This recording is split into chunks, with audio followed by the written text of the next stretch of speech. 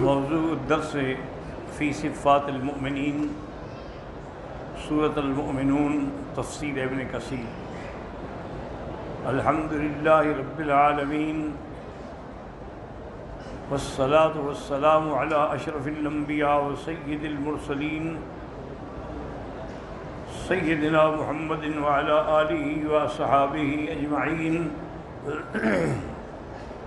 اللہم صل علی سیدنا محمد وعلی آل سیدنا محمد کما صلیت علی ابراہیم وعلی آل ابراہیم انک حمید مجید۔ اعوذ باللہ من الشیطان الرجیم، بسم اللہ الرحمن الرحیم۔ قد افلح المؤمنون الذین هم فی صلاتهم خاشعون والذین هم عن اللغو معرضون والذین هم للزکاة فاعلون والذین هم لفروجهم حافظون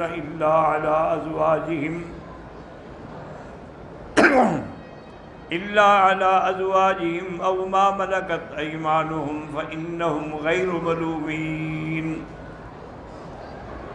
فمن ابتغى وراء ذلك فأولئك هم العادون، والذين هم لأماناتهم وعهدهم راعون، والذين هم على صلواتهم يحافظون، أولئك هم الوارثون الذين يرثون الفردوس هم فيها خالدون۔ قال المؤلف والمفسر رحمه الله تعالى: أدام النفع بعلومه وعلومكم في الدارين آمين، إلى أن قال: قال الإمام أحمد حدثنا عبد الرزاق قال أخبرني يونس بن سليم قال أملى علي يونس بن يزيد الأيلي عن ابن شهاب عن عروة بن الزبير عن عبد الرحمن عبد القاري قال سمعت عمر بن الخطاب رضي الله تعالى عنه يقول: كان إذا نزل على رسول الله صلى الله عليه وسلم الوحي يسمع عند وجهه كدوي النحل، فلبثنا ساعة فاستقبل القبلة ورفع يديه وقال: اللهم زدنا ولا تنقصنا، وأكرمنا ولا تهنا، وأعطنا ولا تحرمنا، وآثرنا ولا تؤثر علينا، وارض عنا وأرضنا۔ ثم قال: لقد أنزل علي 10 آيات من قامهن دخل الجنة، ثم قرأ: قد أفلح المؤمنون حتى ختم العشر۔ اب مفسر رحمۃ اللہ علیہ فرماتے ہیں کہ سیدنا عمر بن الخطاب رضی اللہ عنہ نے فرمایا کہ جب حضور صلی اللہ علیہ وسلم پر وحی اترتی تھی تو آپ کے قریب ایسی آواز محسوس ہوتی تھی جیسے شہد کی مکھیاں اڑ رہی ہوں۔ تو جب وحی آئی ہم خاموش بیٹھے رہے۔ جب وحی ختم ہو گئی تو حضور پاک نے اپنا رخ مبارک قبلے کی طرف فرمایا، ورفع یدیہ، اور ہاتھ بھی اٹھائے۔ تو اس سے معلوم ہوا کہ دعا کے لیے قبلہ رخ ہونا جو ہے وہ زیادہ مناسب ہے۔ ویسے تو جائز ہے، لیکن افضل یہی ہے کہ آدمی کا رخ قبلے کی طرف ہو اور دونوں ہاتھ اٹھا کے اللہ تبارک و تعالیٰ سے مانگیں۔ اور اس کے بعد حضور نے یہ دعا مانگی کہ اللہم زدنا ولا تنقصنا، یا اللہ ہمیں بڑھانا کم نہ فرمانا، اور ہماری عزت و تکریم فرمانا، اہانت نہ فرمانا۔ اللہ ہمیں اپنی رحمت سے عطا فرمانا، محروم نہ فرمانا۔ یا اللہ آثرنا ولا، ہمیں خود کسی پہ غالب رکھنا، کسی کو ہم پہ غالب نہ کرنا۔ ورض عنا، ہم سے راضی ہونا، وارضنا، اور ہمیں بھی اپنی رحمتیں دے کر راضی کرنا۔ اس کے بعد حضور نے فرمایا کہ آج مجھ پہ یہ 10 آیات اتری ہیں، من اقامہن، جس نے ان آیات کے مطابق اپنے آپ کو سنوارا بنایا، دخل الجنت، وہ اللہ کی رحمت سے جنت میں داخل ہوگا۔ پھر آپ نے یہی آیات مبارک جو ہیں وہ تلاوت فرمائیں، اول سے لے کر 10ویں آیت تک، یعنی یہ صفات مومنین ہیں۔ وَرَوَاهُ التِّرْمِذِيُّ فِي التَّفْسِيرِ وَالنَّسَائِيُّ فِي الصَّلَاةِ مِنْ حَدِيثِ عبد الرزاق وقال الترمذی منکر لا نعرف احدا رواہ غیر یونس بن سلیم ویونس، وہ کہتے ہیں کہ یونس کے علاوہ اور کسی نے یہ روایت نہیں کی، اور یونس جو ہے اس کو ہم نہیں جانتے، یعنی غیر معروف ہے۔ قال النسائی فی تفسیرہ انبأنا قتیبۃ بن سعید قال حدثنا جعفر عن ابی عمران عن یزید بن بابنوس قال قلنا لعائشة ام المؤمنین رضی اللہ عنہا کیف کان خلق رسول اللہ صلی اللہ علیہ وسلم قالت کان خلق رسول اللہ القرآن۔ ہم نے بی بی عائشہ سے پوچھا جو امہات المؤمنین ہیں رضی اللہ عنہا کے حضور کے خلق کے بارے میں بتلائیں، آپ کی سیرت، آپ کی صفت مبارک کے بارے میں بتلائیں۔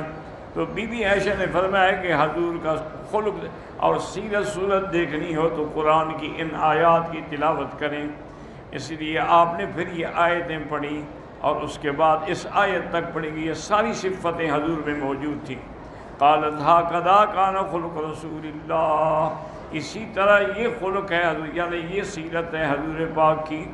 وقد روی عن کعب الاحبار ومجاہد وابی العالیۃ وغیرہم لما خلق اللہ جنت عدن وغرسها بیدہ نظر الیہا وقال لها تکلمی فقالت قد افلح المؤمنون۔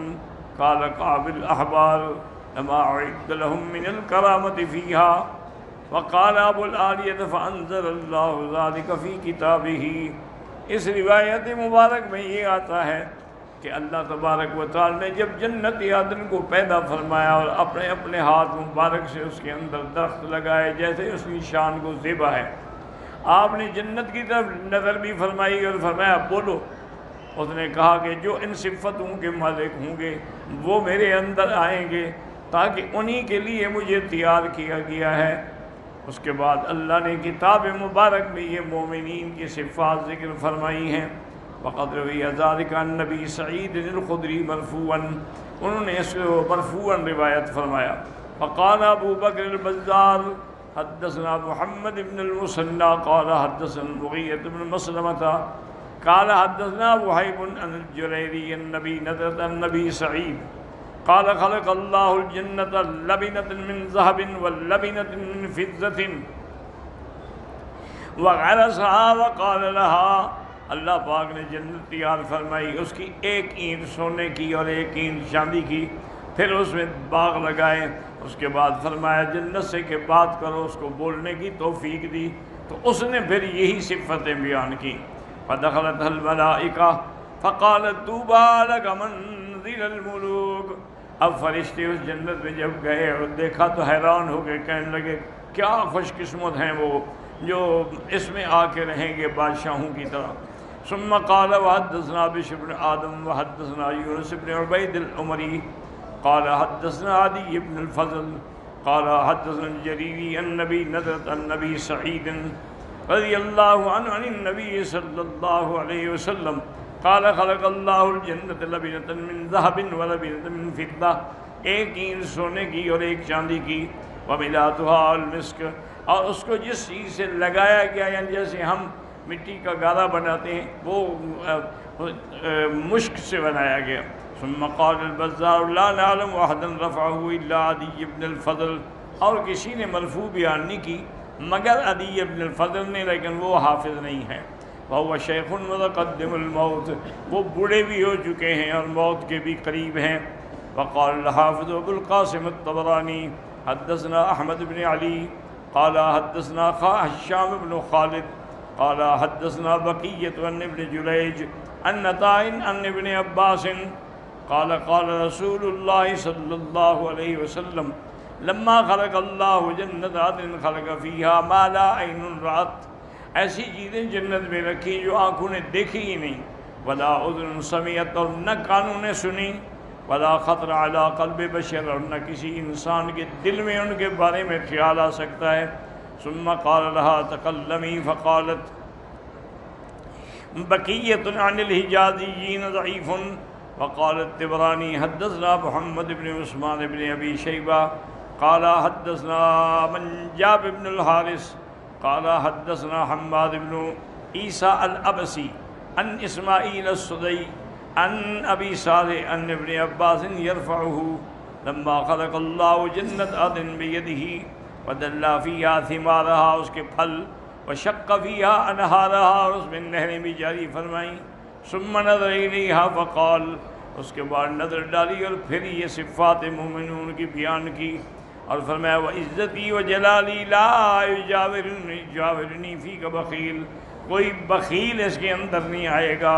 وقال ابو بکر نبی الدنیا قال حدثنا ابن المثنى البزار حدثنا محمد بن زیاد الکلبی قال حدثنا یعیش بن حسین عن سعید بن ابی عروبۃ عن قتادہ عن انس رضی اللہ عنہ قال قال رسول اللہ صلی اللہ علیہ وسلم خلق اللہ جنت عدن بیدہ، اللہ نے جنت عدن اپنے ہاتھوں سے بنائی، لبض من درۃ بیضاء، ایک اینٹ اس کی سفید موتیوں سے، ولبضۃ من یاقوتۃ حمراء، اور ایک اونٹ جو ہے وہ سرخ یاقوت سے، ولبضۃ من زبرجۃ خضراء، اور ایک اینٹ جو ہے زبرجد سبز سے، اور اس کا لگانے کے لیے جو ہے وہ مشک ہے، وحصباؤہا، اور اس کے اندر جو کنکریاں ہیں وہ موتی ہیں، وحشیشھا زعفران، اس کے اندر جو گھاس ہے وہ زعفران ہے۔ ثم قال لها انطقی، بولو، فقالت قد افلح المؤمنون، قال وعزتی وجلالی لا یجاورنی فیک بخیل، ثم تلا رسول اللہ صلی اللہ علیہ وسلم یوق شح نفسہ فاولئک هم المفلحون، جو اپنے نفس کے بخل سے بچ گیا وہی لوگ کامیاب ہیں۔ وقولہ تعالی قد افلح المؤمنون، اے قد فازوا وسعدوا وحصلوا علی الفلاح وهم المؤمنون المتصفون بهذه الاوصاف، کامیاب ہو گئے، ان کو کامیابی نصیب ہو گئی ان لوگوں کو جو مومن ہیں اور جو ان صفات سے متصف ہیں۔ لیکن یاد رکھیں کہ یہاں صیغہ ماضی ہے، قد افلح، ہو گئے، حالانکہ قیامت میں ہوں گے، صحیح افلح ہو، لیکن اگر ماضی کا صیغہ ہو اور فرمان خدا بندی ہو تو یقینی بات ہوتی ہے، تو اس لیے پھر یہ ہوتا ہے کہ گویا جنت والے جنت میں چلے گئے، ورنہ ابھی تو کوئی جنت میں نہیں گیا، جنت میں جائیں گے موت کے بعد جب ان سے اٹھیں گے حساب کتاب کے بعد۔ پہلی صفت ان کی کیا ہے؟ الذین هم فی صلاتهم خاشعون، قال علی بن ابی طلحہ خاشعون خائفون ساکنون، خاشعون کا معنی جب وہ نماز پڑھتے ہیں اللہ سے ڈرتے ہیں اور بڑے سکون سے بغیر کسی حرکات کے۔ وقد رواه مجاہد والحسن وقتادہ والزہری وعن علی بن ابی طالب رضی اللہ عنہ الخشوع خشوع القلب، خشوع یہ ہوتا ہے کہ دل کے اندر خشوع ہو، ظاہری زبانی کلامی شکل نہیں، دل بھی اللہ سے ڈر رہا ہے کہ میں اللہ کے دربار میں کھڑا ہوں۔ وقد قال ابراہیم النخعی وقال الحسن البصری کان خشوعهم فی قلوبہم، ان کا خشوع ان کے دلوں میں ہے۔ فغضوا بذلک ابصارهم، بعض اوقات وہ آنکھیں بند کرتے ہیں اور اپنے آپ کو اللہ کے آگے جھکاتے ہیں۔ وقال محمد بن سیرین کان اصحاب رسول اللہ صلی اللہ علیہ وسلم یرفعون ابصارهم الى السماء فی الصلاۃ، پہلے صحابہ جب نماز پڑھتے تھے تو اپنی آنکھوں سے آسمان کی طرف رخ کر کے دیکھتے تھے، پھر یہ آیت نازل ہوئی قد افلح المؤمنون الذین هم فی صلاتهم خاشعون خفضوا ابصارهم، پھر انہوں نے اپنی نظروں کو جھکا دیا الی موضع سجودہم، پھر ان کی نظریں جو ہیں سجدے والی جگہ پر ہوتی تھی۔ تو یہی نماز کا خشوع ہے کہ جب آدمی نماز پڑھ رہا ہو تو اس کی نظریں جو ہے نہ آگے ہوں نہ اوپر، سجدے والی جگہ پر ہوں۔ قال محمد بن سیرین کانوا یقول یجاوز بصرہ مصلاہ، یعنی اس کی نظر گویا کہ اپنے سجدے کی جگہ سے آگے بھی نہ جائے۔ فإن كان قد اعتاد النظر فليغمض، اگر آگے جا رہی ہے تو آنکھیں جھکا لے و دبا لے، بند کر لے۔ اس کے بعد فرماتے ہیں رواہ ابن جریر ابن حاتم ثم روى ابن جریر عنہ عطاء ابن ابی رباح ایضا مرسلا ان رسول اللہ صلی اللہ علیہ وسلم كان يفعل ذلك حتى نزلت والخشوع في الصلاة انما يحصل من فرغ قلبه لها واشتغل بها اما عداها واثرها على غيرها۔ خشوع اسی کو نماز میں حاصل ہوتا ہے جو اپنے دل کو صرف اللہ کے ذکر کے لیے فارغ کرے، باقی ہر چیزوں کو چھوڑ دے۔ وَحِينَئِذٍ تَكُونُ رَاحَةً لَهُ وَقُرَّةُ عَيْنٍ، اب وہ نماز اس کے لیے آسانی بھی ہوگی اور آنکھوں کی ٹھنڈک بھی ہوگی۔ كما قال النبی صلی اللہ علیہ وسلم الحدیث الذي رواه الامام احمد والنسائی عن انس ان رسول انه قال حبب الی الطیب، اللہ نے مجھے محبوب کی ہیں یہ تین چیزیں، سب سے پہلے خوشبو، اس کے بعد عورتیں یعنی بیویاں، وجعلت قرۃ عینی فی الصلاۃ، اور میری آنکھوں کی ٹھنڈک جو ہے وہ نماز میں ہے۔ وقال الامام احمد حدثنا وکیع قال حدثنا مسعر بن عمرو بن مرة عن سالم بن ابی الجعد عن رجل من اسلم، قبیلہ اسلم سے تھا، ان رسول اللہ قال یا بلال ارحنا بالصلاۃ، کہ بلال اذان کہو ہمیں نماز پڑھنے کے سکون نصیب ہو۔ وقال الامام احمد ایضا حدثنا عبد الرحمن بن مہدی قال حدثنا اسرائیل بن عثمان بن المغیرة عن سالم عن سالم بن الجعد ان محمد بن الحنفیہ قال دخلت مع ابی على سحر لنا من الانصار، ہم ایک صحابی کی خدمت میں گئے انصاری کی، ہماری اس سے رشتہ داری تھی۔ فحضرت الصلاۃ، نماز کا وقت ہو گیا۔ فقال یا جاریت ائتنی بوضوئی لعلی اصلی فاستری، تاکہ میں وضو کروں اس کے بعد نماز پڑھوں اور مجھے راحت اور اطمینان حاصل ہو۔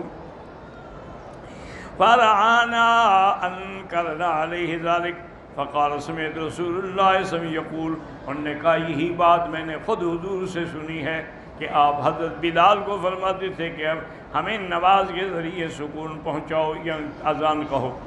اور یہ پہلی صفت ہے۔ دوسری صفت مومنوں کی کیا ہے؟ والذین هم عن اللغو معرضون، ہر باطل چیز سے وہ اعراض کرتے ہیں۔ ویشمل الشرک کما قالہ بعضهم، وہ گناہ ہوں یا شرک کو ہر چیز سے اعراض کرتے ہیں، اور اسی طرح بعض افعال اقوال جن کا فائدہ نہ ہو اس سے بھی بچتے ہیں۔ کما قال تعالی واذا مروا باللغو مروا کراما، کسی باطل کے قریب گزریں تو احترام اور عزت سے چپ کر کے گزر جاتے ہیں۔ قال قتادہ آتاہم واللہ من امر اللہ ما وقفہم عن ذلک والذین هم للزکاة فاعلون، اور وہ لوگ جو زکوٰۃ بھی وقت پہ ادا کرتے ہیں۔ الاکثرون علی ان المراد بالزکاة ها هنا زکاة الاموال، وہ کہتے ہیں کہ اس سے مراد مال کی زکوٰۃ ہے۔ مع ان هذه الآیت مکیۃ، حالانکہ یہ آیت مکے میں اتری ہے اور زکوٰۃ کے احکام مدینے میں نافذ ہوئے ہیں۔ وَإِنَّمَا فُرِضَتِ الزَّكَاةُ بِالْمَدِينَةِ فِي سَنَةِ اثْنَتَيْنِ مِنَ الْهِجْرَةِ وَالظَّاهِرُ أَنَّ الَّتِي فَرَضَتْ بِالْمَدِينَةِ إِنَّمَا هِيَ ذَاتُ النُّصْبِ وَالْمَقَادِيرِ الْخَاصَّةِ، وہ کہتے ہیں کہ اصل زکوٰۃ وہی ہے جو 2 ہجری میں مدینے میں حکم نازل ہوا۔ اس سے مراد یہ ہے کہ جن کے حق ہیں ان کو ادا کریں اور ایک خاص مقدار۔ وَإِلَّا فَالظَّاهِرُ أَنَّ أَصْلَ الزَّكَاةِ كَانَ وَاجِبًا بِمَكَّةَ، کیونکہ اصل جو ہے اس کا ذکر تو مکے میں بھی موجود ہے۔ کما قال تعالیٰ فی سورۃ الانعام وہی مکیہ وآتوا حقہ یوم حصادہ، کہ ہر فصل کا حق جو ہے غریبوں کو کٹائی والے دن دیا کرو۔ وقد يحتمل ان يكون المراد بالزکاة ها هنا زکاة النفس من الشرک والدنس، یا یہاں زکوٰۃ سے مال کی زکوٰۃ مراد نہیں بلکہ بندے کی اپنے بدن کی زکوٰۃ، یعنی اپنے آپ کو پاک کرو گناہوں سے بھی اور شرک سے بھی اور ہر گندی چیز سے۔ قد افلح من زکاها وقد خاب من دساها كقوله ويل للمشركين الذين لا يؤتون الزكاة۔ وقد يحتمل ان يكون كلا الامرين مرادا، بعض مفسر فرماتے ہیں کہ دونوں باتیں ہو سکتی ہیں کہ اپنے نفس کو بھی زکوٰۃ پاک کرو اور مال کو بھی پاک کرو۔ فإنه من جملة زكاة النفوس والمؤمن القامل هو الذي يفعل هذا وهذا والله أعلم۔